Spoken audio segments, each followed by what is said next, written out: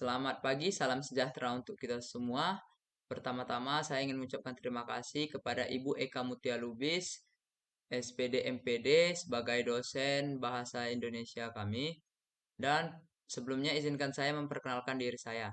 Nama saya Willy Versa Vesmerpaung dari jurusan Teknik Elektro dengan prodi Elektronika Manufaktur dari Elektronika Manufaktur semester 2B pagi dengan NIM 32221010030. Pada presentasi kali ini saya akan menjelaskan mengenai implementasi penggunaan drone dalam kehidupan manusia di era modern. Presentasi saya kali ini berisi mengenai pengertian mengenai drone, sejarah dan perkembangan drone, jenis-jenis drone, serta implementasi drone dalam kehidupan. Yang pertama adalah pengertian. Drone merupakan pesawat tanpa pilot. Pesawat ini dikendalikan secara otomatis melalui program komputer yang dirancang atau melalui kendali jarak jauh dari pilot yang terdapat di dataran atau di kendaraan lainnya. Awalnya, UAV merupakan pesawat yang dikendalikan jarak jauh, namun sistem otomatis kini mulai banyak diterapkan. Perkembangan teknologi membuat drone juga mulai banyak diterapkan untuk kebutuhan sipil, terutama di bidang bisnis, industri, dan logistik. Di dunia industri bisnis, drone telah diterapkan dalam berbagai layanan seperti pengawasan infrastruktur, pengiriman paket barang, pemadam kebakaran hutan, eksplorasi bahan tambang, pemetaan daerah, dan pemetaan daerah industri. Kemudian, sejarah dan perkembangan drone. Sejarah dan perkembangan drone. Wahana tak berawak yang dikenal sebagai drone paling sering dikaitkan dengan serangan udara dalam peperangan modern. Tetapi sejarah mencatatnya jauh sebelum itu. Gagasan tentang mesin terbang yang dioperasikan dari jarak jauh dikembangkan jauh lebih awal.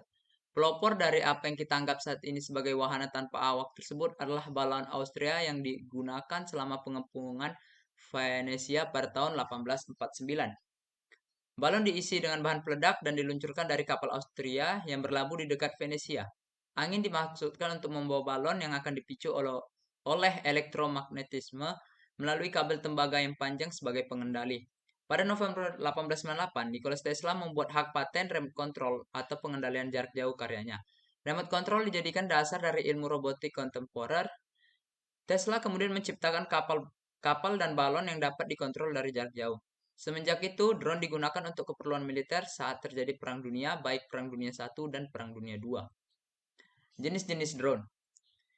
Jenis-jenis drone. Yang pertama, quadcopter. Model penggunaan dengan menggunakan 4 baling-baling dalam formasi persegi yang berfungsi untuk mengangkat dan membelokkan drone. Yang kedua ada GPS drone. Drone yang berhubung dengan sinyal GPS dari satelit. Keistimewaannya bisa kembali ke titik keberangkatan tanpa perlu dikendalikan. Yang ketiga ada RTF drone. Ready to fly. Dengan sistem pengendalian drone yang relatif mudah karena dirancang untuk para pemula. Yang keempat adalah helikopter drone. Menggunakan 4 rotor baling-baling dan hanya menggunakan satu mesin sehingga memudahkan untuk beroperasi melayang ke udara. Yang kelima ada delivery drone. Drone yang digunakan untuk membawa sejumlah barang yang tujuannya untuk ditetapkan tanpa melalui jalanan. Dan selanjutnya ada trick drone. Jenis ini tidak dapat dioperasikan secara turun naik atau belok ke kanan ke kiri, namun bisa secara berputar ke atas dan manuver menarik lainnya. Apa saja implementasi drone dalam kehidupan manusia di era modern? Yang pertama, bidang keamanan dan militer. Penggunaan drone ini sempat menuai protes dari kalangan sipil di Amerika Serikat yang terkait dengan pelanggaran privasi individu. Pemerintah Amerika sempat menggagas suatu program untuk menggunakan drone guna memantau keamanan dalam negeri dari kemungkinan ancaman, terutama setelah eranya peristiwa World Trade Center pada tahun 2001. Selanjutnya ada pada bidang layanan dan antar barang. Pemanfaatan drone untuk layanan dicetuskan oleh beberapa pihak guna memudahkan jangkauan produk mereka konsumen.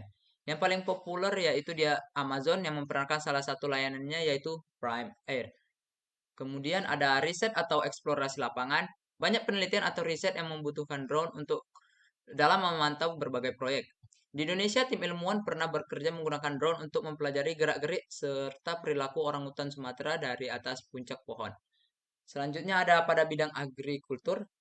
Jika dulu para petani menyiram atau menyemprot pestisida untuk lahan pertanian menggunakan helikopter, dengan drone mereka bisa melakukan penyiraman dengan biaya lebih murah serta lebih mudah dikendalikan, sehingga menghasilkan hasil yang lebih optimal.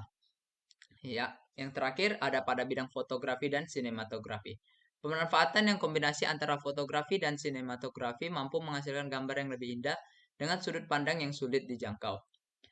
Sekian dari hasil presentasi saya. Saya tahu ada banyak kesalahan, kritik, dan saran sangat saya inginkan. Sekian dari saya, terima kasih.